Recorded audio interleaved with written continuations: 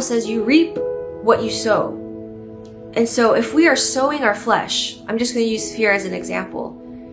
If we're sowing fear into our lives, we're going to reap fear, meaning your actions are going to be led by fear. And we already spoke about this earlier, but those that are led by fear are led by the enemy, not by God. And so you're going to reap bad things.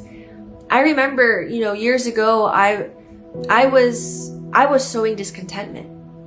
The Bible says godliness with contentment is good gain, that we are to be thankful always. And so again, going to my example, I was sowing discontentment. I was not content with where we're at. I wanted to have a house, right? And I was all these things. And because I was sowing discontentment, I started reaping what I was sowing. And I started thinking, let's try to buy a home. Let's look for a home. And I was praying and asking God, but again, I couldn't really hear the voice of God because I was, again, not walking in the will of God. I was not abiding in Jesus.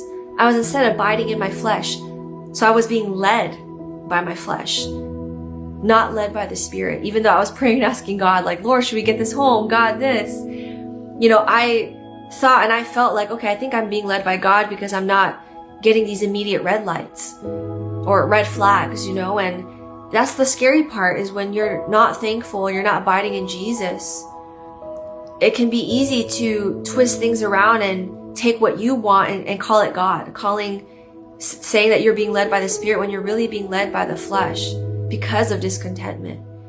So it's very important that we sow, right? We sow into the Spirit, that we abide in Jesus, remain in His Word, because in that season, we wasted, honestly, over $1,000. God started giving us this lack of peace, and we realized, okay, Lord, I'm sorry.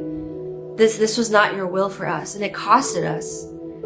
And so, again, to avoid costing bad things, some bad things may happen in your life because even though you're doing good things, but some bad things happen in your life because you made wrong decisions. You were led by your flesh.